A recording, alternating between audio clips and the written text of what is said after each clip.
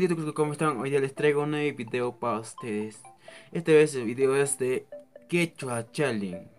Así es un reto que tienes que contar números en quechua de 1 a 10. Bueno, vamos a comenzar. Si falla, o tú o yo falla, digamos, si uno falla, tiene que un castigo, qué sé yo, otro reto quizás, qué sé yo, depende de ustedes. Pero voy a empezar.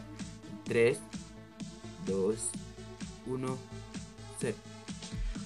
Hu, Ishkai, Kinsa, Tawa, Peshka, Sokta, Kanchis, Pusa, Eskon, Chunka. Más rápido. Hu, Ishkai, Kinsa, Tawa, Peshka, Sokta, Kanchis, Pusa, Eskon, Chunka. Yeah, logré. Bueno, segunda falla. Tiene que dar algo, un castigo.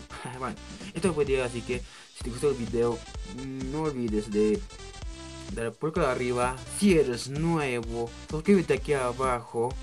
Si es, suscríbete aquí abajo.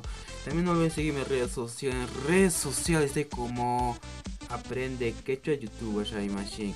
Bueno chicos, y también que mi nuevo canal es Cipri Rudy, ahí pueden seguirme en redes sociales, es mi nuevo